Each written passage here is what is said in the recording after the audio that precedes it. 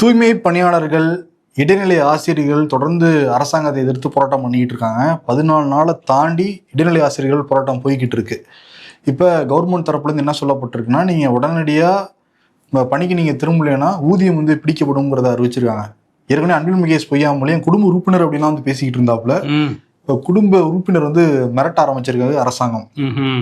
ஆமா, அதே மாதிரி இன்னொரு பக்கம் அந்த டேப்ஸ்ன்னு சொல்லிட்டு உறுதியளிக்கப்பட்ட ஓய்வூதிய திட்டம் அப்படின்னு ஒன்று அறிவிச்சு, ஓகே எல்லா அரசு ஊழியர்களையும் நம்ம திருப்திப்படுத்திட்டோம் அப்பாடான்னு சொல்லிட்டு முதலமைச்சர் கொஞ்சம் ரிலாக்ஸ் ஆனாரு. அப்படிலாம் அவங்கள விட்டுற மாட்டோம்னு தலைமைச் செயலக சங்கம் கடுமையாக எதிர்ப்பும் தெரிவிச்சிருக்காங்க. அவங்க என்ன சொல்றாங்கன்னா, இது ஒரு சரியான திட்டமே இல்லை, பழைய ஓய்வூதிய திட்டத்தோட ஒப்பிட்டு பார்க்கும்போது இதில் எதுவுமே இல்லை, பல கோரிக்கைகள் விடுபட்டிருக்கு, நீங்கள் இதெல்லாம் சேர்க்கணும்னு சொல்லி திரும்ப கோரிக்கையும் வச்சிருக்காங்க. அதே நேரத்தில் இன்னைக்கு தலைமைச் செயலகத்தில் இது எப்படி தலைமைச் செயலக சங்க நிர்வாகிகள் இதை ஒத்துக்கிட்டாங்கன்னா, அந்த இதில் உறுப்பினர்களாக இருக்கவங்களே கேள்வி கேட்க ஆரம்பிச்சிருக்காங்க. இது சரியான திட்டம் இல்லை, இது ஏமாற்று திட்டம்ங்கிற மாதிரி சில பேர் அங்கேயே தலைமைச் செயலக வாசல்லே பேசிகிட்டு இருந்தாங்க. ஓகே, என்னன்னா இப்போ ஜியோவும் வரல, ஆனால் அமைச்சரவை கூட்டத்தில் ஒப்புதல்லாம் கொடுத்துட்டாங்க.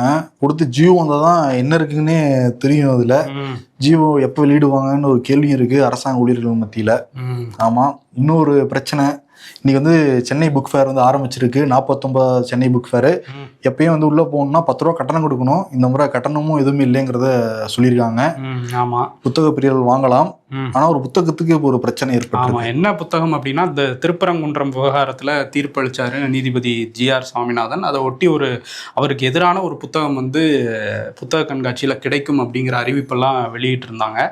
இதுக்கு எதிர்த்து ஒருத்தர் வழக்கு போட்டிருந்தாரு சென்னை உயர்நீதிமன்றத்திலே. எப்படி ஒரு நீதிபதியை களங்கப்படுத்துற மாதிரி ஒரு புத்தகத்தை விற்பனை செய்யலாம், அதை பறிமுதல் செய்யணும், தடை செய்யணும்னு சொல்லி ஒரு வழக்கு.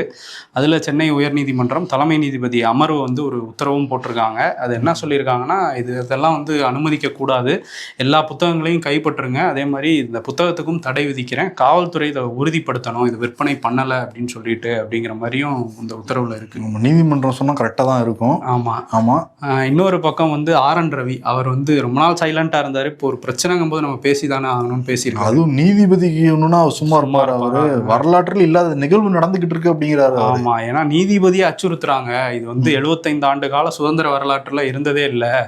இவங்க சட்டத்தையே சீர்குலைக்க பார்க்குறாங்க சிலர். இங்கே உங்களுக்கு இந்த தீர்ப்பு பிடிக்கலன்னா உச்சநீதிமன்றத்துக்கு போங்க, எதுக்கு அவரை பதவி நீக்கம் பண்ணணும், அது பண்ணணும்னு அவர் அச்சுறுத்துறீங்கிற மாதிரி ஆதரவாக வந்திருக்காரு RN ரவி.